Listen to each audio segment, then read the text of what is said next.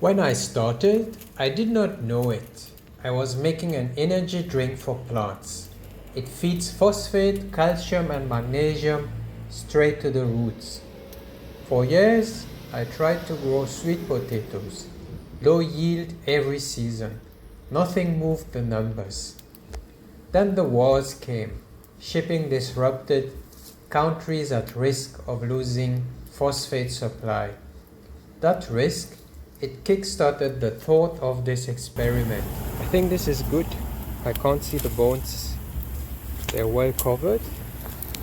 They're gonna get grilled really well.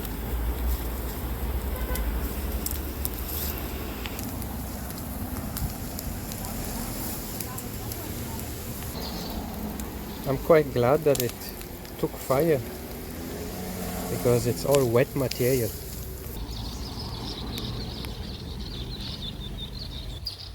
Nice, managed to clear this area, which is now burning over there.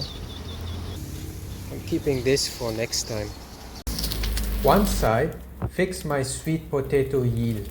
The other, prepare a biofertilizer against a phosphate shortage. Two motives meeting. I did not do any research first. I just joined two ideas. Bones from Eva's Kitchen, my bone broth supplier. A warm shout out to them. Only later I discovered that I made matches, WCP, Korean natural farming. The difference? Kombucha instead of vinegar. I am a kombucha producer. 50 liters of well-fermented kombucha were used for this experiment. Kombucha brings a wider acid profile. It extracts the bone minerals and it is alive, so it carries life to the soil. The process is fully shared with no secrets. You can replicate this, but it asks for real work. So the idea here is to crush the bones in the geotextile and then pour it into that bucket. I haven't tried that before, so I hope it works. We will see in a moment. So this turned out pretty well and it was quite easy and soft. It's very brittle and I think that's the texture we are looking for. Fermented kombucha experience if you follow my route. Equipment, sourcing. It was not easy. I charred the bones myself, inhaled a lot of smoke, got a cold for the first time in years. I lost practice with fire and smoke.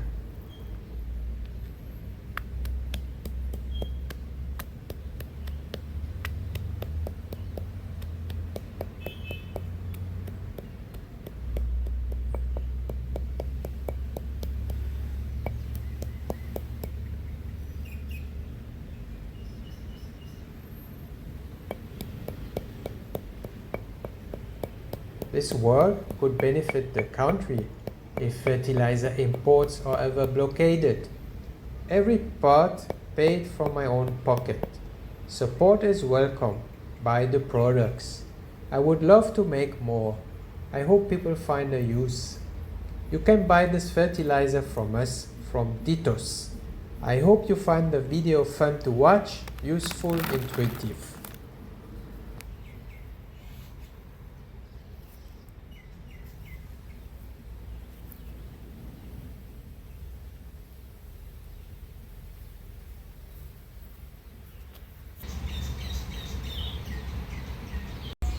So I'm done now. It took like 40 minutes to crush it, and let's see what it looks like in a bucket. So this is the texture. It's very brittle. I'm sure this could be put in a blender machine and be done with very quickly. So this is used geotextile that I have no more use case for, but it does start to tear apart after a while. It's not a very thick one, so this is like okay for this project, but it wouldn't be the right material for bulk processing, or you would have to take a very thick geotextile. There are surely other techniques where you might not need that, where you could do that differently. So next time I will try it in an old blender. I think it would then become a very fine dust. Now that we have the crushed bones, I'm gonna use this container, which is of 1 liter volume, to make the ratio. It is 1 to 10. So if I use one small bucket of this, it means 10 times of liquid that I have to add.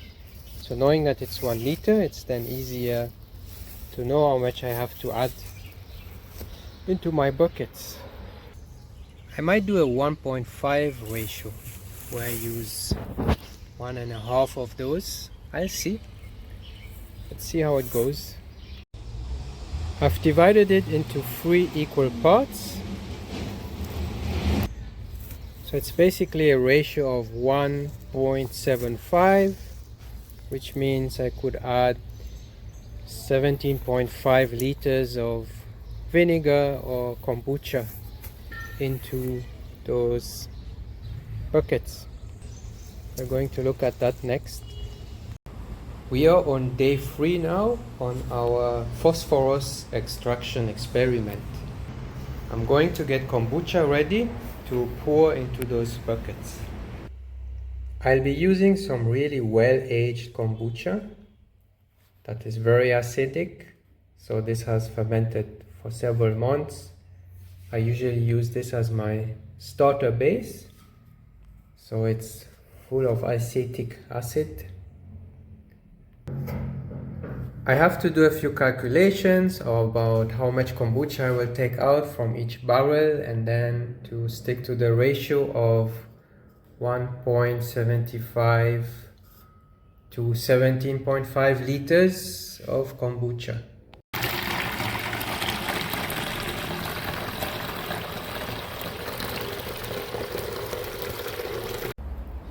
So let's see what happens when I pour in the kombucha.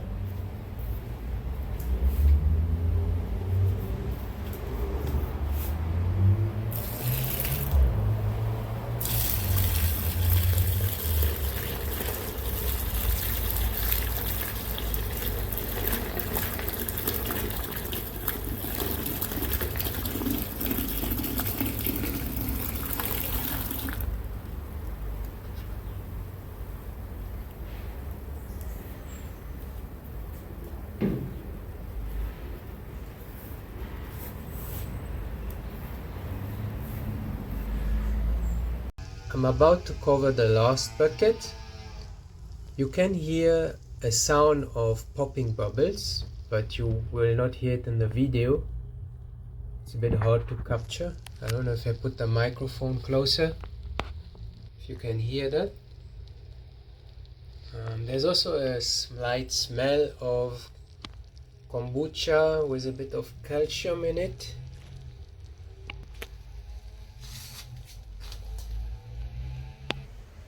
Okay, so now I got them all covered with a cloth so the ferment can breathe. The bubble popping sound is a bit louder. Let's see if you can get to hear that. Well, we'll see how it goes. I will probably add a bit more footage in the coming days or weeks, which will then be the final video. We'll see, maybe there might be other parts. I'll keep you updated on this project.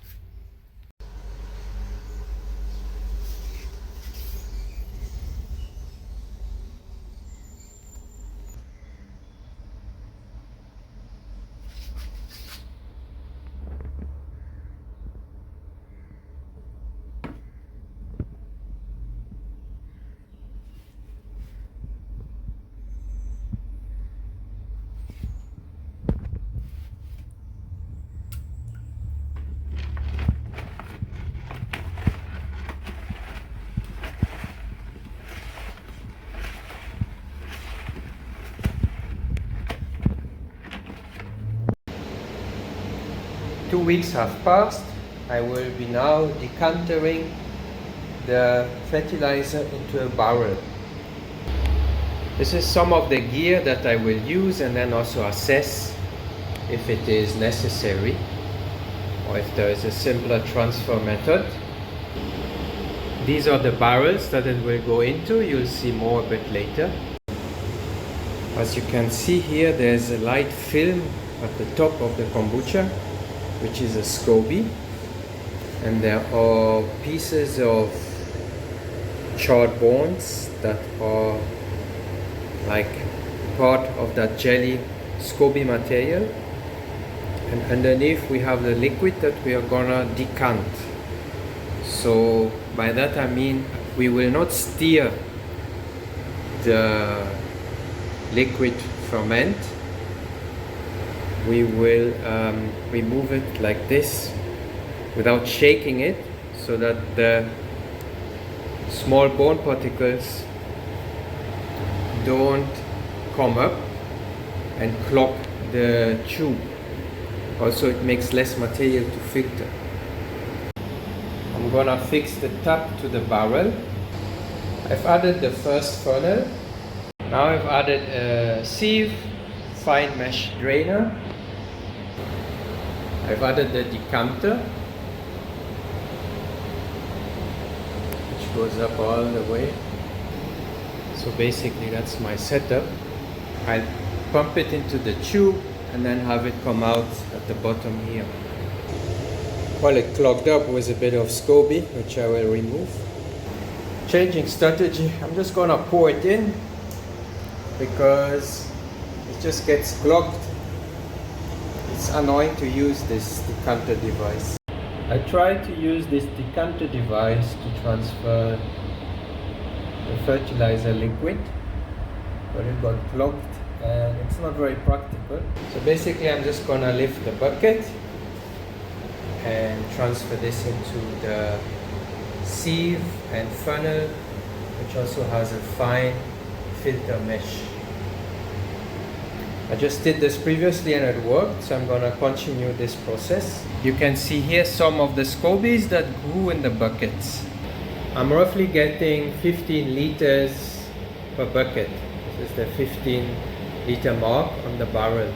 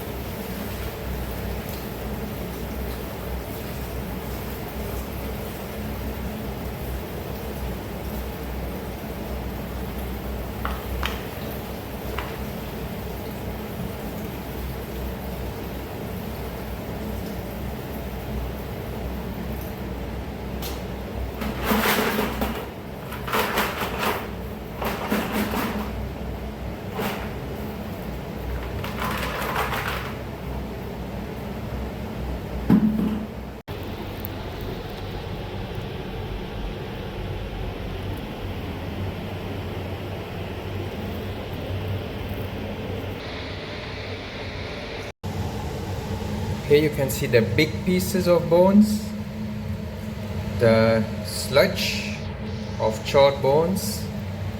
This one will go into the compost pile or directly in some parts of the raised beds to decompose and also act as phosphate.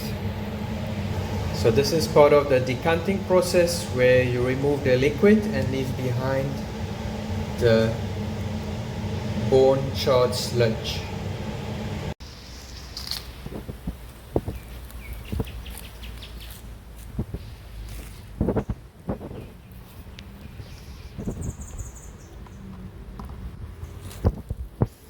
I'm going to use some of that fertilizer phosphate concentrate in this watering can. I already poured some in there. I'm gonna just pour it over my sweet potatoes, over here and over there. I'll then make some space in that bed and dump some of the bone sludge in here, and I see if I put some in my compost as well. I've dug holes close to banana trees where we'll be putting the bone sludge.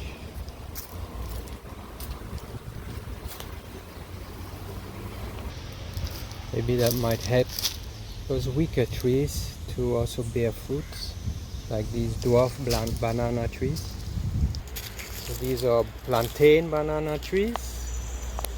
This one is bearing fruit. This one is a red banana tree. Needs a bit of a booster, so that might help. Dwarf trees. Here you can see the plantain bananas. Pretty big. Hello Chibol. Matthew. Here right in the middle for those dwarf trees or Cavendish bananas. Also plantain. As you can see, it's a bit dark here. I'm gonna have to clear a few branches to bring back sunlight.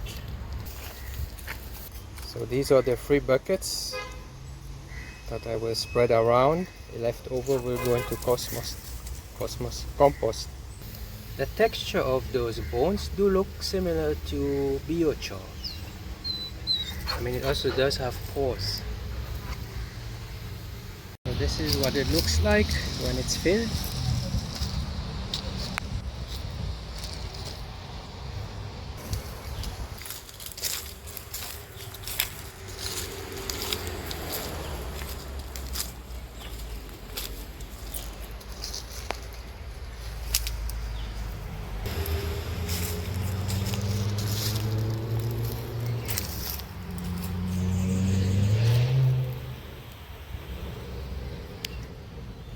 Also put some next to the lychee tree.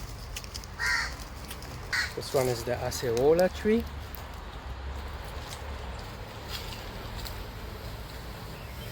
For the plantain bananas, for the orange tree, and the Cavendish bananas.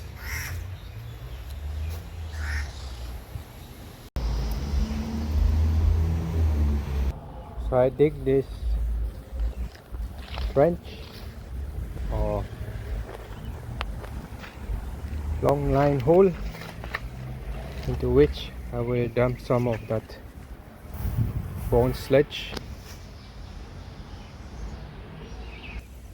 I don't have that much left, but there's some of the concentrate liquid left, which I will mix with water and then also pour over that raised bed. I managed to spread it around. It's not a large quantity.